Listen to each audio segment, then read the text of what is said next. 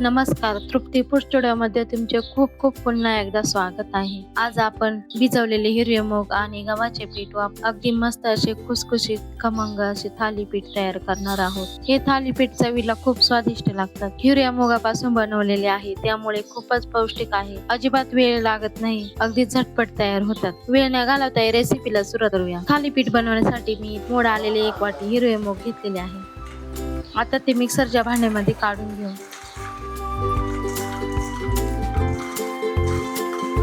तो तसंच घेऊन जाईल गाडी. मग त्यामध्ये 2-3 हिरव्या मिरच्या घेऊ. नंतर आल्याचे 2-3 बारीक केलेले तुकडे होते ते घेऊ. मग त्यात 4-5 लसूण पाकळी घेऊ. मग झाकण लावून बारीक फिरवून घेऊ. पाहू शकता मस्त असं बारीक झालेलं आहे.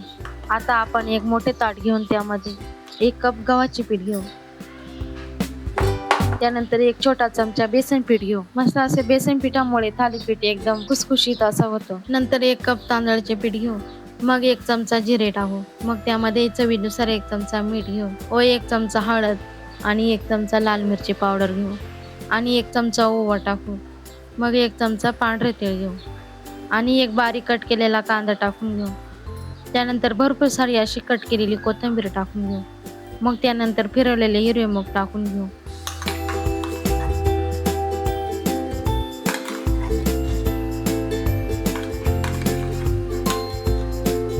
मग मस्त अशा हाताने मिक्स करून एकजीव करून घेऊ. पीठ मस्त असं घट्ट झालेलं आहे.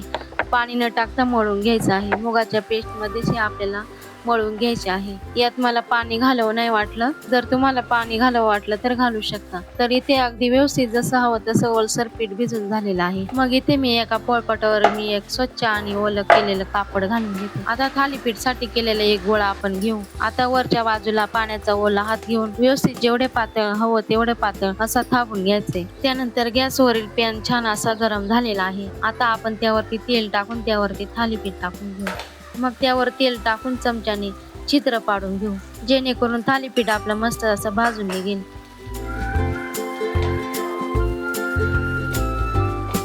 मग 2-3 मिनिटांनी मस्त असे भाजून घेऊ. मग 2-3 मिनिटांनी पलटी करून घेऊ. मस्त असं खालची बाजू भाजलेली आहे. उलटल्यावर मस्त असं खुशखुशीत होतं.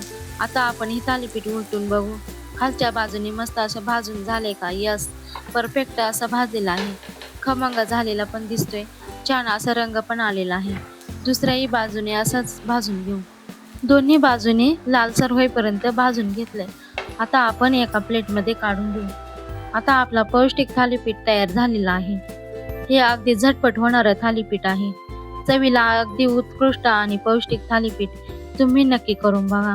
एखाद्या वेळेला भाजी पोळी करायला कंटाळा आलेला असेल तर हा हिरव्या मुगाचा थालीपीठ नक्की करून बघा. ही रेसिपी आवडल्यास लाईक शेअर नक्की करा.